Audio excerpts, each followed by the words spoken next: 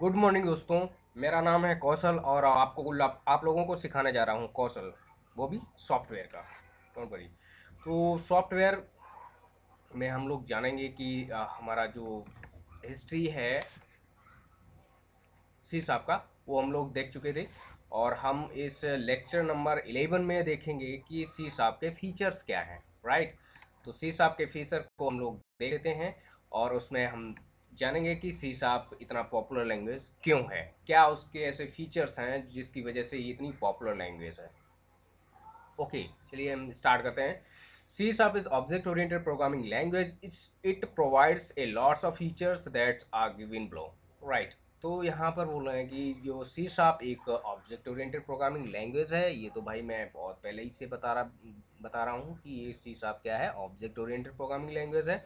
और it provides a lots of features. ये एक अच्छी बात है इसमें कि यहाँ पर फीचर्स बहुत ज़्यादा प्रोवाइड किए गए हैं।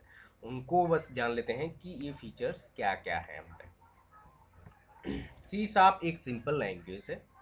ये पहला फीचर है हमारा। सी शार्प एक सिंपल लैंग्वेज है बिकॉज ये हमारा सी प्लस प्लस के बैकग्राउंड से आया हुआ है। तो थोड़ा एक्सटेंशन इसका मॉड्यूल है सी प्लस प्लस का। लेकिन ये बिल्कुल सिंपल लैंग्वेज है और मॉडर्न प्रोग्रामिंग लैंग्वेज आल्सो। मतलब ये मॉडर्न प्रोग्रामिंग लैंग्वेज क्योंकि एक्सटेंशन है सी प्लस प्लस का, इसलिए इनको इस लैंग्वेज को मॉडर्न प्रोग्रामिंग लैंग्वेज भी बोल देते हैं। ऑब्जेक्ट ओरिएंटेड, ये तो पता ही है ऑब्जेक्ट ओरिएंटेड आप लोगों को। ऑब्जेक्ट ओरिएंटेड क्यों है एक बार और बता देता हूँ। क्योंकि हम जब भी कोई क्लास बनाते हैं, क्लास का एक ऑब्जेक्ट बनाते हैं और ऑब्जेक्ट के थ्रू हम किसी क्लास को रन कराते हैं, किसी क्लास के मेथड को रन कराते हैं उस ऑब्जेक्ट की वेरिएबल के थ्रू। तो सारी चीज़ें हैंडल करते हैं ऑब्जेक्ट के मॉड्यूल में। तो इस वजह से इसको ऑब्जेक्ट ओरिएंटेड बोलते हैं।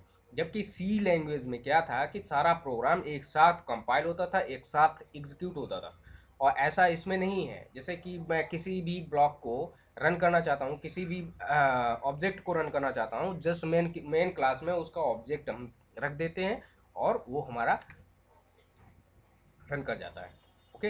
अगर मैं जैसे मुझे कोई ऑब्जेक्ट नहीं पास करना है तो और मेन क्लास में मत पास करिए, पूरा प्रोग्राम लिख दिए, कुछ भी एग्जीक्यूट नहीं हुआ। जब तक मेन क्लास में कोई भी ऑब्जेक्ट नहीं रखा जाएगा तब तक वो हमारा ऑब्जेक्ट नहीं रन करेगा। और सारी चीज़ें ऑब्जेक्ट में क्या होता है कि ऑब्जेक्ट एक मेमोरी को कंज्यूम करता है। जैसे कि एक बॉक्स हो गया, बॉक्स में क्या होता है कि हमारी लेंथ होती है, ब्रीथ होती है और हाइट भी होती है। तो तीनों चीज़ों को रिप्रेजेंट करने के लिए हमारे पास वेरिएबल्स होते हैं। तो वो सारे वेरिएबल्स लेके हम उसमें कुछ वैल्यू इनिशियलाइज करते हैं और उसके थ्रू हमारा एक ऑब्जेक्ट क्रिएट होता है जिसको हम बोलते हैं बॉक्स। राइट। तो उस बॉक्स को जस्ट किसी चीज़ का हाइट लेंथ ब्रीथ कुछ भी जानने के लिए या क्या उसमें कंटेन है, तो बस हम ऑब्जेक्ट का रेफरेंस वेरिएबल लेते हैं और उसकी हाइट ले लेते हैं, तो हमारी पता चल जाती है कि इसकी हाइट क्या है, ब्रीथ क्या है और लेंथ क्या है। सारी चीज़ें हम एक रेफरेंस वेरिएबल से ही प्राप्त कर सकते हैं। तो हम कैसे जानेंगे? ये ऑब्जेक्ट ओरिएंटेड मॉड्यूल के थ्रू ही हम सारी चीज़ें डिफाइन कर सकते हैं, सारी चीज़ें हम जान सकते हैं। तो इसीलिए ये एक बहुत बहुत बहुत अच्छा फीचर है जो ऑब्जेक्ट ओरिएंटेड प्रोग्रामिंग का फीचर होता है। बहुत ही अच्छा है। तो इसमें क्या है कि टाइप सेफ लैंग्वेज है। इसका मतलब ये है कि जब भी हम कोई भी डेटा टाइप डिक्लेयर करते हैं, अगर हम कोई भी अनदर डेटा टाइप उसमें अगर असाइन कराना चाहें तो हम नहीं करा सकते हैं। इस वजह से ये बहुत ही सेफ लैंग्वेज है। बिकॉज जब भी हम कोई इंटीजर वैल्यू में अगर हम कोई चीज़ स्ट्रिंग पास करा रहे हैं या कुछ भी पास करा रहे हैं, फ्लोट वैल्यू पास करा रहे हैं, तो वो नहीं पास होगी। क्यों पास नहीं होगी? क्योंकि ये एक टाइप सेफ लैंग्वेज है। और वो अगर पास कराएंगे तो मुझे कुछ कन्वर्ट करना पड़ता है, उसके थ्रू हम पास करा सकते हैं। तो हम जब कन्वर्ट करा, ये सारी चीज़ें मैं पहले से ही आप लोगों को बता चुका हूँ, इसलिए मैंने प्रैक्टिकल पहले कराए थे और ये थ्योरेटिकल बाद में पढ़ा रहा हूँ। इस वजह से अगर आपको कुछ इशू आ रहा है कि टाइप सेफ लैंग्वेज क्यों है, तो आके पहले पहले जो हम लेक्चर बना चुके हैं उन लेक्चर को आप एक्सेस कर लीजिए और वहाँ पर आप लोगों को पता चलेगा एक्चुअली कि टाइप सेफ क्या होता है। और टाइप सेफ मैंने यहाँ पर बताया भी है।